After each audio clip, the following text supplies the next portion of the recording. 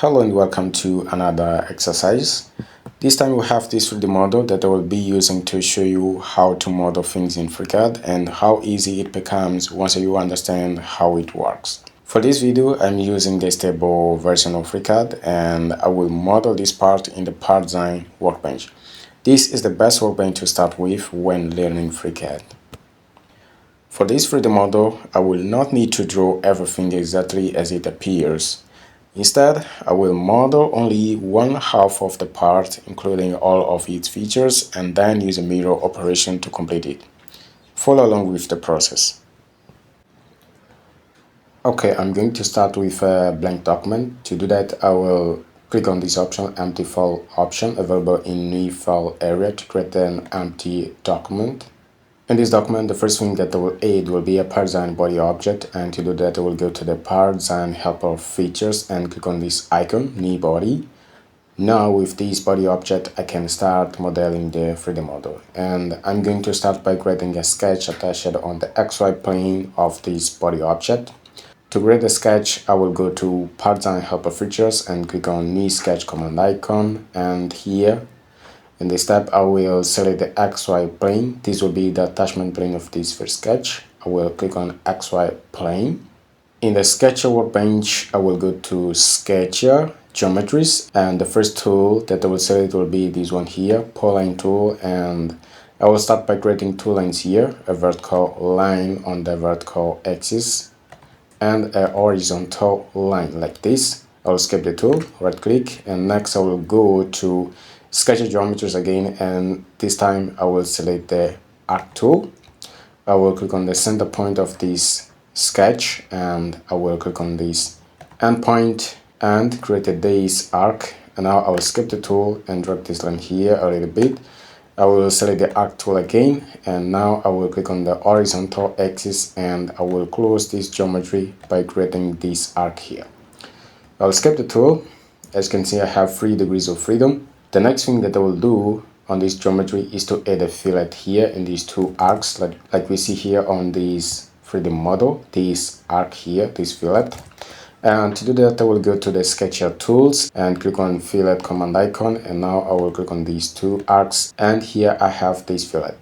I will skip this tool, and now I will start setting the dimensions of this geometry. To do that, I will go to the Sketcher constraints toolbar and I will click on dimension tool, and I will start by defining the radius of this arc here. I will click on this arc and now click off, and on this space here I will say 100 millimeters, and then I will press OK. And next I will click on this arc here, click off, and 30 millimeters and enter. And for this arc here I will set the radius of 20 millimeters, and now I have 1 degree of freedom. The next thing that I will do is to set the distance between this center point and the vertical axis, and the distance is 100 millimeters, and the sketch is full constrained, as you can see. I will close it by pressing this button, and next I will press home on the keyboard to center the sketch in the 3D view, and now I'm going to select the sketch, and from this selected sketch here I'm going to create a solid. To do that, I will click on this icon, pad command icon, to extrude the sketch, and the value of this extrusion here, as you can see, is 10 millimeters here in the length parameter. I'm going to change this to the correct dimension, which is 30 millimeters. And next I will press OK to finish the pad parameters, and here I have the first solid, the first shape of this 3D model.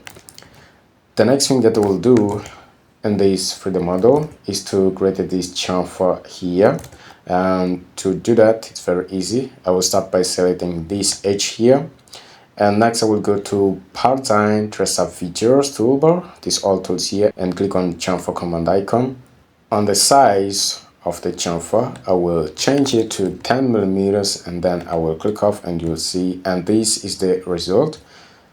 I will press OK to finish this feature, and next I'm going to add the thickness on this model like we see on this document. To do that, I have to select the bottom face and these two faces here of this 3D model. So I will start by holding the Control key on the keyboard and select this face, and next this one here and this face here. And next I will go to PartDesign and Features and click on Thickness tool. I will change here to 4 millimeters, click off and then OK. And this is the model. The next thing that I will do is to use a sketch to create a solid, a shape here on this face here. So I'm going to start by selecting this top face here, and then I will click on New Sketch command icon. And here, what I'm going to do on this sketch here is to create a geometry for this cylinder here, for this shape here. So I'm going to select the polyline tool from Sketcher Geometries toolbar and create two lines here, a vertical line and a horizontal line. Here I have two lines. I will skip the tool. Next I will select the arc command icon and I will start the geometry here. This will be the center point of this arc, and now I will close these two lines here by selecting the end points. 1 degree of freedom, as you can see. Next I will go to Sketcher Constraints and select Dimension. I will use this tool here to set the radius of this arc here, which is 45 millimeters, and then I will press OK and the sketch is full constrained. I will close it, and next I will extrude the sketch using the pad feature available in the PartDesign modeling features. This is the preview. The length is 10 millimeters, as you can see. I will not change this value. I will press OK to finish this. And next I'm going to add the fillet feature on this edge here in yellow. Like you see here on this document, this chamfer feature here.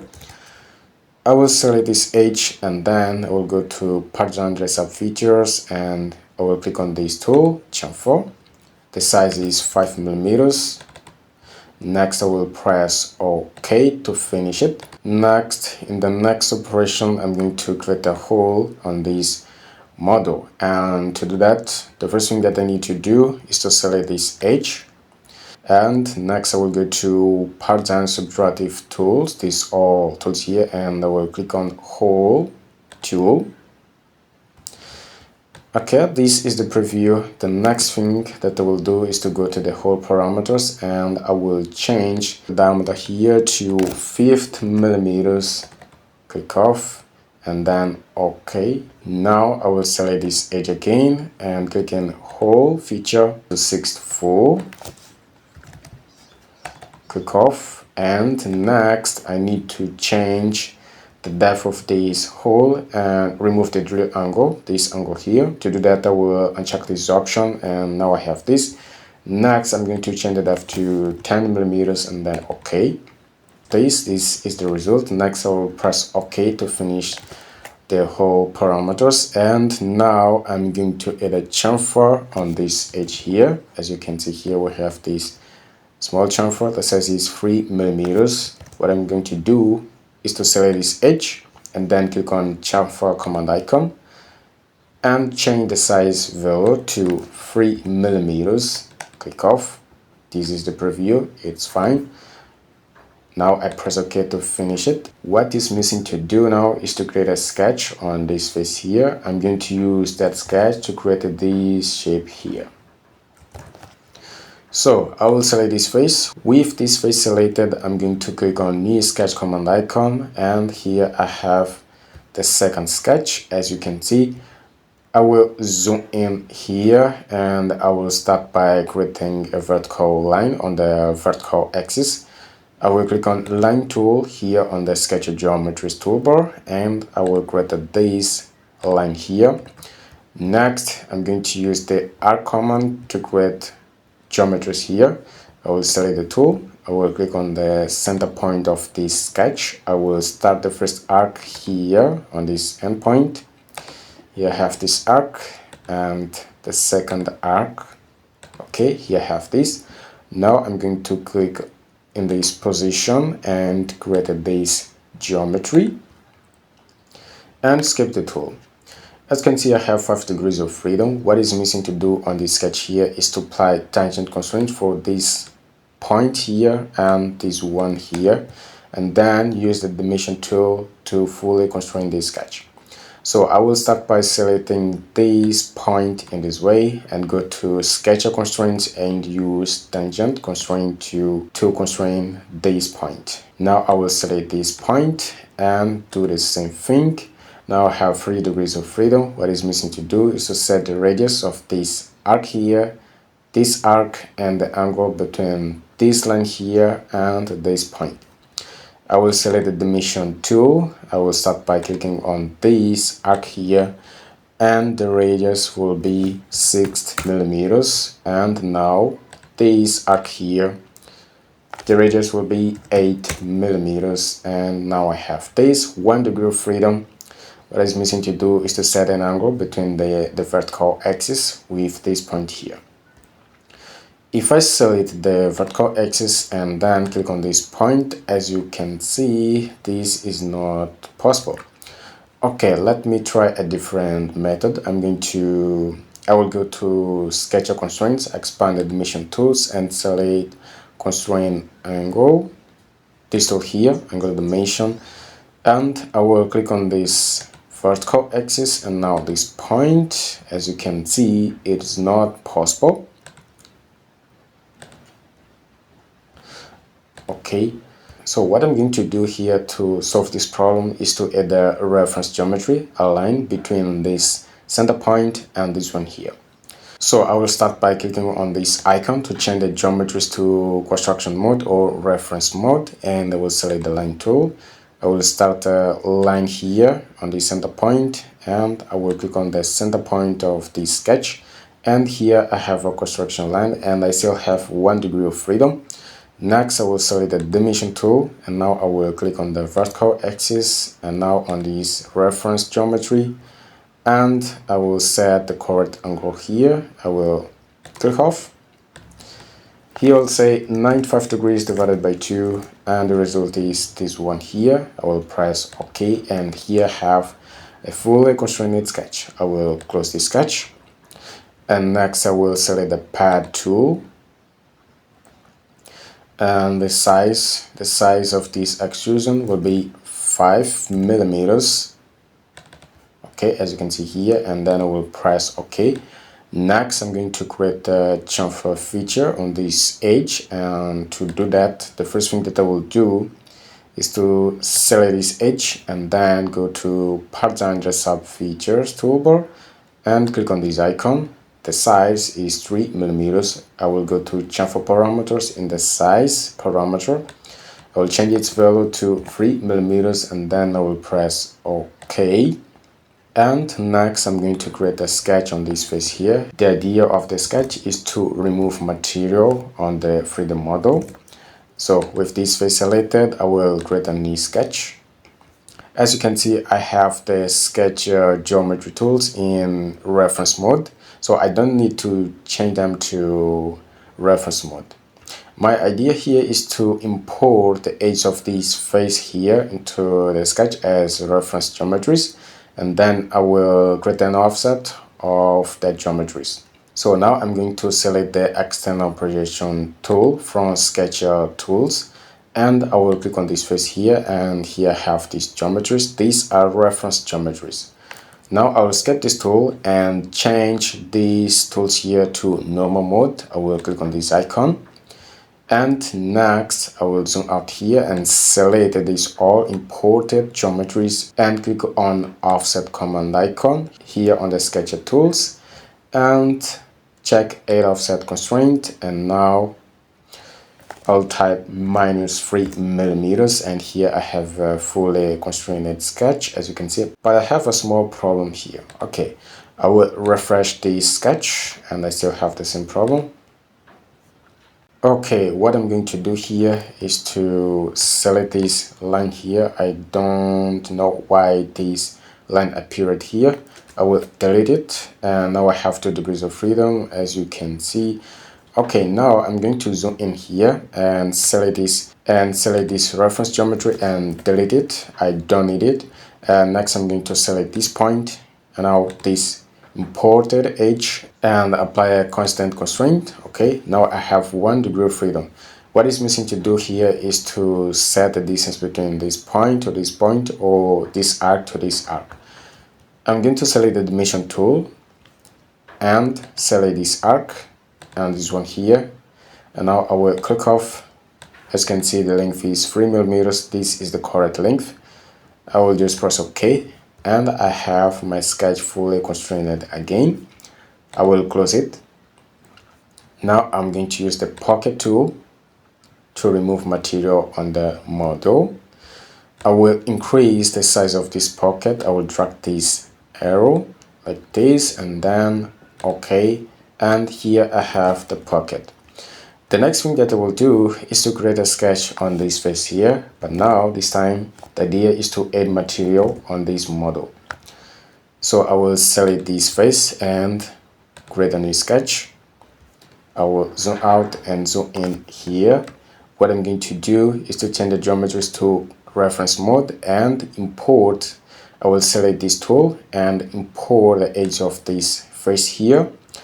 I will change to normal mode, expand rectangle tools, and select the second option, centered rectangle. Okay, I will click on the vertical axis, and then I will create this geometry in this way.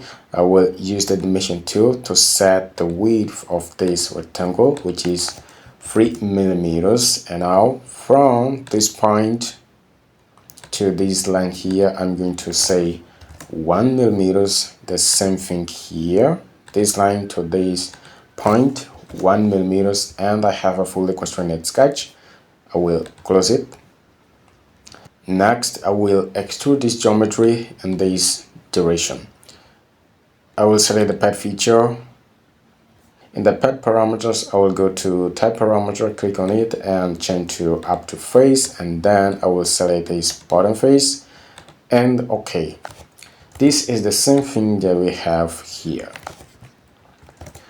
Okay, the next thing that I will do is to create a polar array of this extrusion and this pocket here. To do that, I will select the pad 003, the last feature on the body object, and go to polar pattern transformation here on the PartDesign transformation features. These all tools here. I will select the polar pattern feature, and now I will change to top view. And in the polar pattern parameters, I'm going to change the axis to z-axis and the mode to spacing, because I have a custom angle for the distance of these objects. The distance is 40 degrees. Now if I click off, as you can see, I have a second object here on this position. To reverse the duration, I will click on this icon, and now I have the second object in the correct position. Now I will increase the number of occurrence like this, and 4 is OK. Now I will press OK, and this is all for this model. What is missing to do is to mirror this half of the model in 3 positions. To do that, I'm going to select the body object, because I don't need to mirror these all operations. I can mirror the body object, so I select it. And next I will go to PartDesign transformation features, and I will click on this tool here, mold transform. I will go to transformations and right click, and I will add the first mirror transformation. I will select this option. Here I have the preview. This is not correct. What I'm going to do is to change the plane to maybe axis plane. I will go to plane parameter, change it to axis plane. Click off, and now I have this. I will press OK to finish the first mirror transformation, and now right click again and select the same option, mirror transformation, and now this time I'm going to change the plane to YZ plane. I will click on plane and change to YZ plane, and this is the model. Now I will press OK, and this is the end of this video. If you learned something from this video, please don't forget to hit like and share this video with your friends. Thank you for watching this video. I hope to see you in the next video. Thank you.